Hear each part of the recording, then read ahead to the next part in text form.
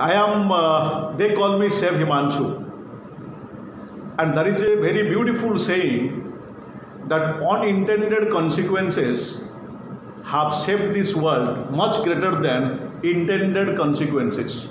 I never thought in my life that one day people are going to call me chef and I am going to become a chef. Zombie apocalypse.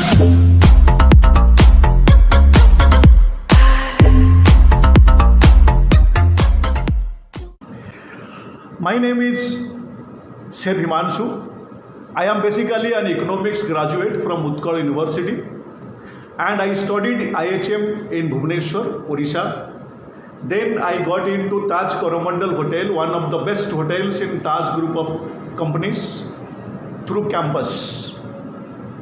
I worked with the Taj 10 years. I worked for Carnival for 3 years. Then I joined East India Hotels Company Limited as executive chef and I worked there for 10 years. And in 2008, one idea reopened in my mind and I started my dream project, that is Bhakti Institute of Culinary Arts. Bhakti Institute of Culinary Arts happened in the year 2008. A beautiful beginning in my life. It is situated just 3 kilometers from Chennai International Airport. Just 3 kilometers. And the place name is called Pamal. And the main road is called GST Road. From GST Road, it is just 2 kilometers inside. It is a calm and quiet place, beautiful place. And this school is only a 24-seater skill development school or skill training school. We take 24 students, shape their attitude, groom them how they can become beautiful assets for the professionals out there in a hotel. They should feel comfortable to work with my students. They should feel good and feel proud that I have got a student from Bhakti Institute of Culinary Arts. They are groomed, they are ready to pick up a beautiful profession to become a chef. We shape their attitude, we teach them how to live a life, we teach them honesty, we groom them that they should be an example to the rest of the world and inspire the rest of the world to become a chef in future and feed the rest of the world.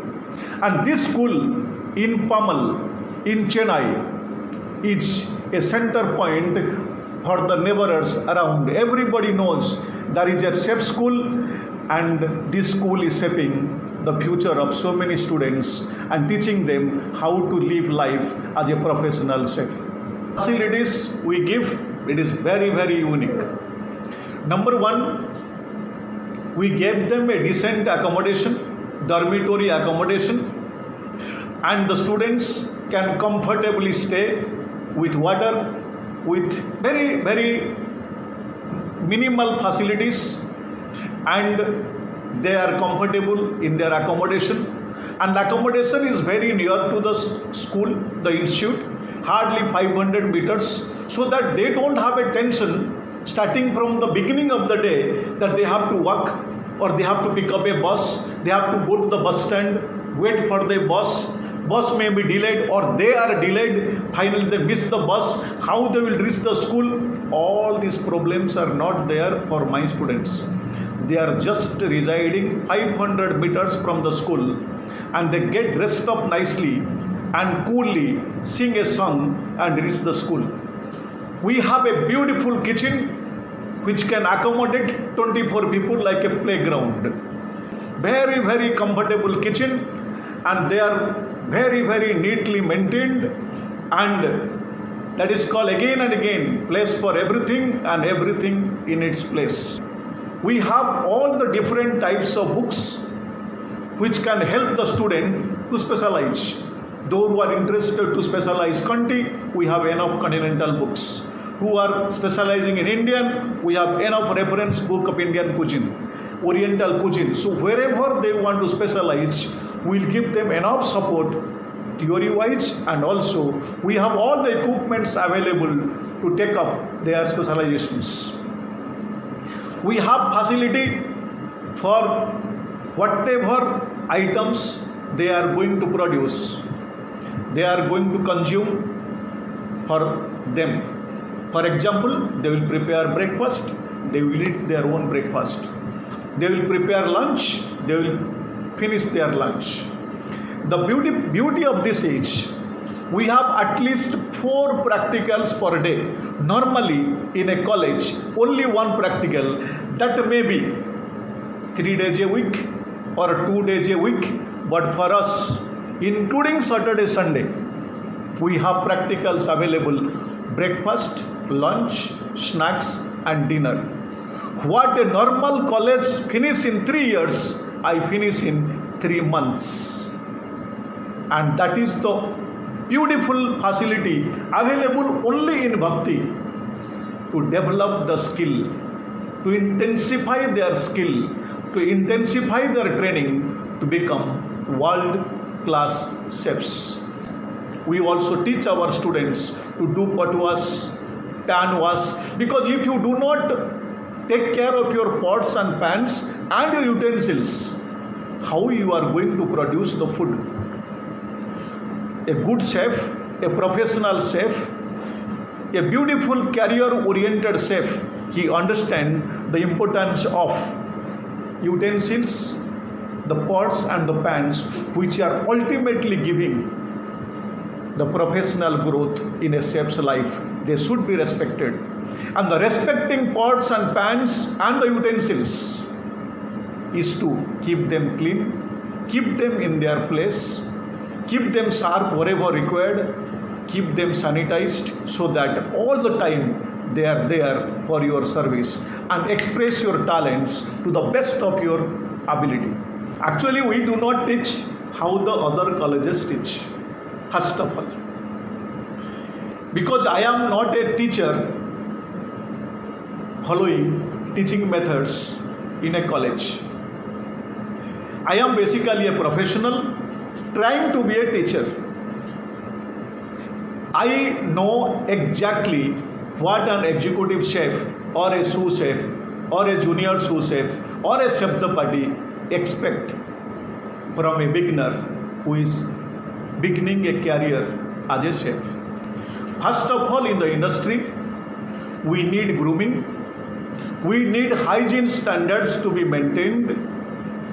We need the attitude of the students to be shaped such a way that they remain excited during their duty hours. We teach them communicative English. We teach them little costing. What is yield? What is wastage? How to take out the food cost? How to cost a recipe? How to standardize a recipe? How to keep account for little things which is costly and affect our food cost. So basically, we do not go into too much into syllabus and nothing from the industry. 90% our teaching methods are industry requirement based. What an executive chef needs, what a professional needs in the hotel, we designed our curriculum for our students. How my school or my institute is different from the institute around me. If you go to market and buy the picture of a mutton biryani, it will cost you maybe 10 rupees. Or you take one Xerox copy of mutton biryani, it costs you 2 rupees. But my dear friend, this Xerox copy of mutton biryani or that picture colored nice with garnished with brown onion, mint leaves, that good looking mutton biryani picture will not satisfy your hunger. That will cost 5 rupees. But when actually you go to a good restaurant or a good hotel and ask for a mutton biryani, it might cost you 300 bucks or maybe now 1500 bucks, depending on the hotel, only can satisfy your hunger. The first fundamental The basic difference between the other institute and my institute is, other institute, they give Xerox copy of mutton biryani, the colored picture of mutton biryani. But in Bhakti Institute, you experience mutton biryani, and that is why they charge very, very less. That is 2 rupees. Xerox copy is 2 rupees, and mutton biryani is costly. First thing is, I will not teach mutton biryani, or I will not show picture of mutton biryani to my students. I will allow them create environment they can experience mutton biryani. I believe in experience, not showing pictures. That is the first fundamental difference between other institutes around me and my institute.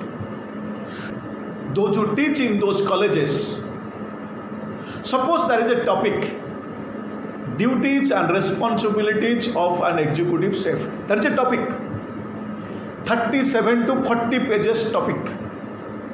When that teacher wants to teach that topic to the students, he has to remain awake over the night, go through the book, read the chapter called Duties and Responsibilities of an Executive Chef all over the night, take a small paper and put points, point number 1, point number 2, point number 3, and next day he will go and blabber before the students explaining what are the duties and responsibilities of an executive chef. Just watch. For me, I don't have to become awake all over the night and read a book containing a chapter called Duties and Responsibilities of an Executive Chef. I simply go to the class, look into the eyes of my students and take the class. Automatically, spontaneously, it comes because I was executive chef. I sat down on the chair of that executive chef. I know each and every responsibility of the executive chef, how he runs the kitchen, administrative responsibilities, technical responsibilities, skill development responsibilities, so many things. I don't have to prepare. I simply go and teach. That is the number 2 difference. The very, very big buildings, different departments, huge facility, they are all called dabbas. The dabbas are big, but the engine is very slow. In my case, my dabba is small, but my engine is very, very powerful. And a powerful engine drives much greater than powerful dabbas. And that is number 3. I teach my students discipline. 6 o'clock means 6 o'clock. Let me give you little more detail about discipline, how my school is different from the school around me. Number 1, discipline, whatever qualities you have, whatever skill you have, whatever efficiency you have, whatever talent you have, whatever style you have, those things can take expression on the stage of discipline. If discipline is there, these positive things can take expression. If discipline is not there, those qualities are useless. And the basic thing is, I teach my students discipline. Discipline, time for everything and everything in its time. Place for everything and everything in its place. Accountability for every job, and every student is accountable to their job. Time for everything and everything in its time. My class starts 6 o'clock means they have to be there in the class before 6 o'clock. Time for everything. Place for everything. Which containers, which utensils, which pots, which pans, where they are supposed to be kept, they have to be kept. Accountability. Every student is assigned their accountability, what they are supposed to do, when they are supposed to do, how long they are supposed to do. That discipline I incorporate in each and every student of mine. And that is the major difference and the important difference between the other institutes and my institute.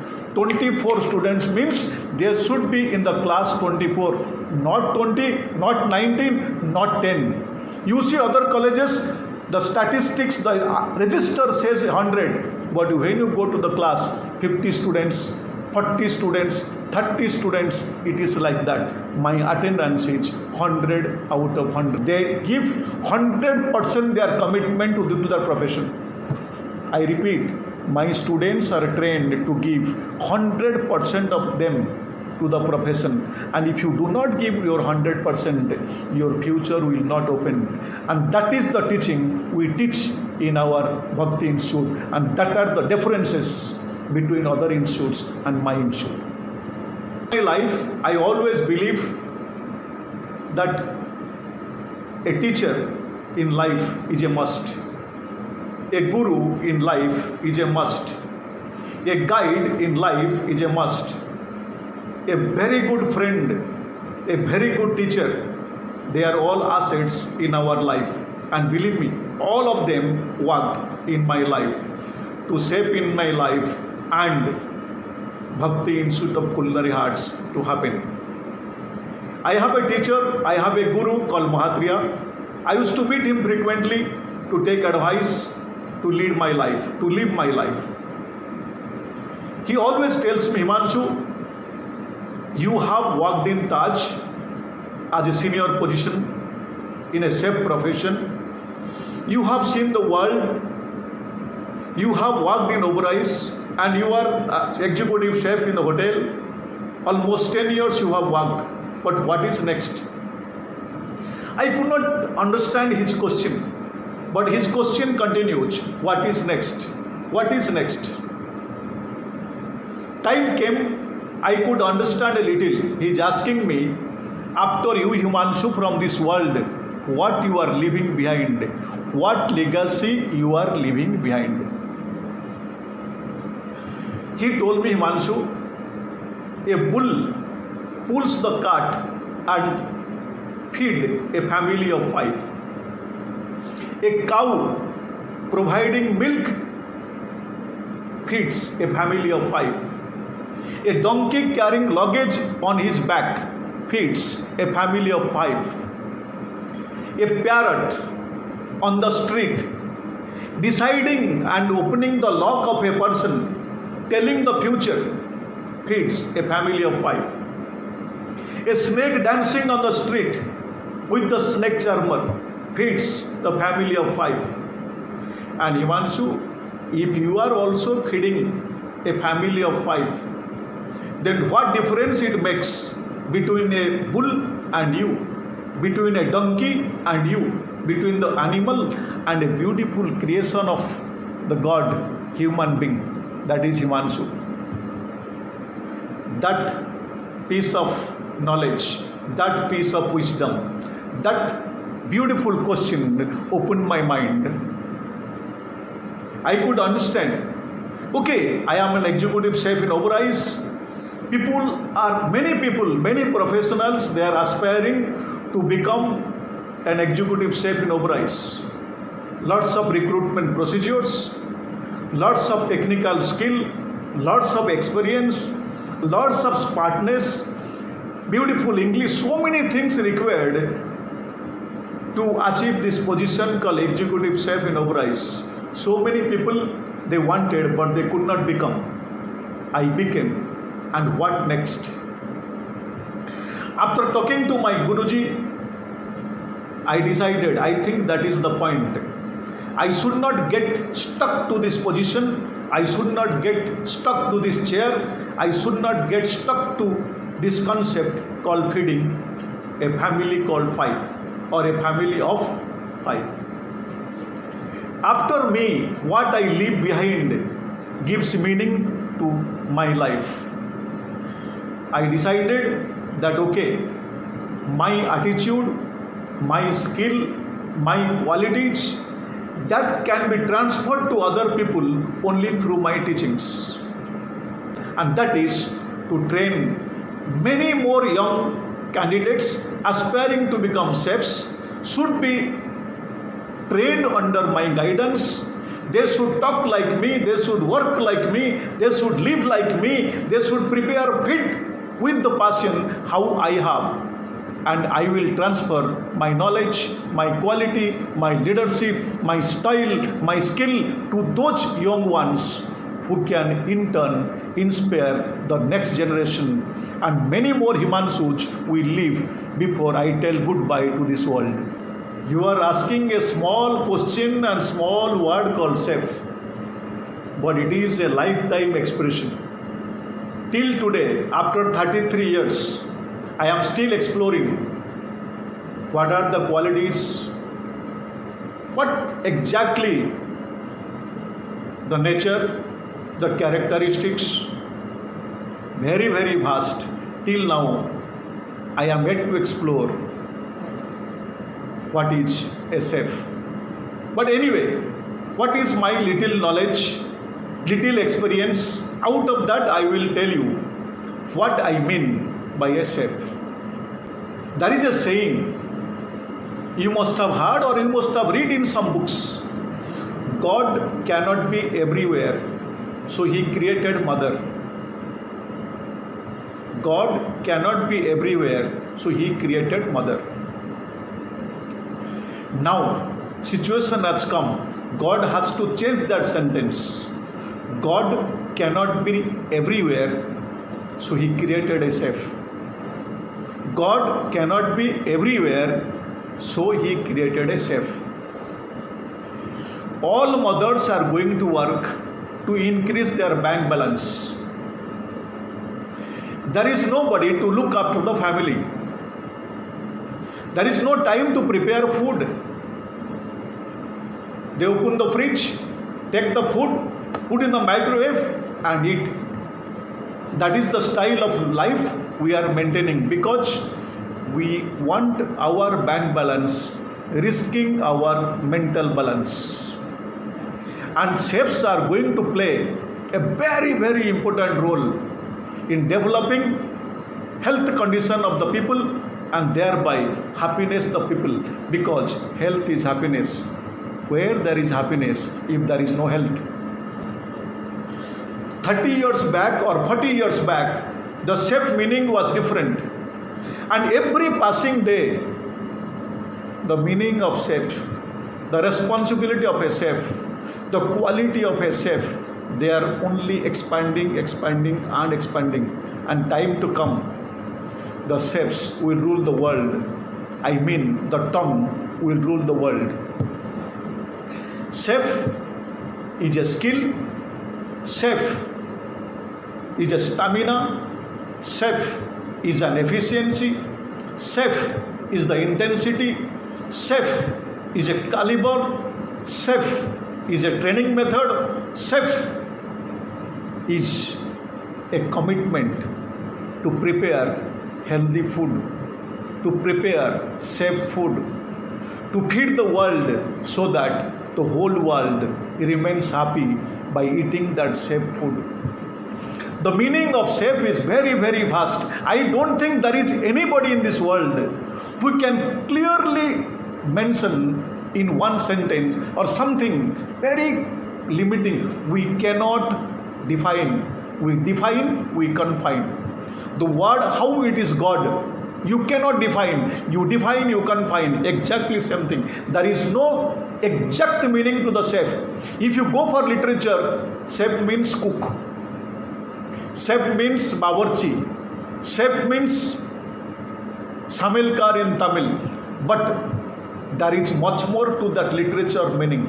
There is much more to that English meaning. There is much more to that Tamil meaning or any language meaning. Chef meaning is life.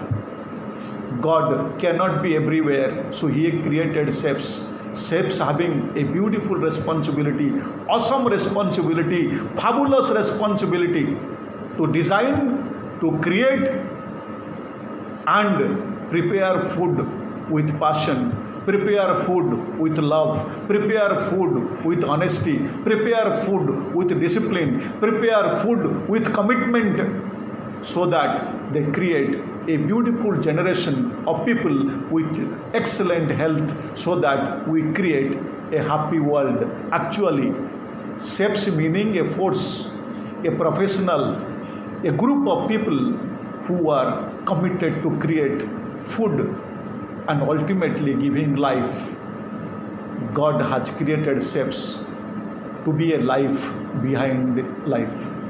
Normally the trend is, please don't take me wrong, I am telling you from my heart, when they pass out plus 2, the first step the parents want that my son should be a doctor or my daughter should be a doctor.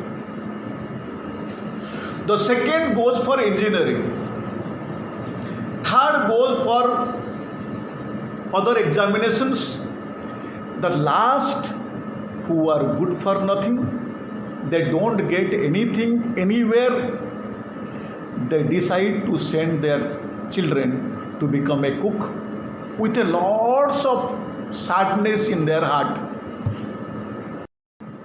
My dear students who are inspiring to become chefs, it is an awesome responsibility for each one of you to drive yourself so that with good intention, with honesty, with commitment, you have to have focus that I want to create healthy food, I want to create quality food, I want to create ultimately a beautiful, happy life for each and every citizen, so that we can create a beautiful new world that is called happy world.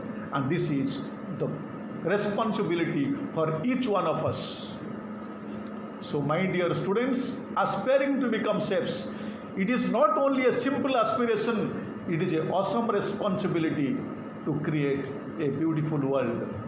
This is the message for the people or for the candidates or for the students and the parents, that this is the responsibility of the parents, at least to alert one child of yours to become a chef, so that this world can get enough qualified, enough committed, enough disciplined chef to create a healthy world for our next generation.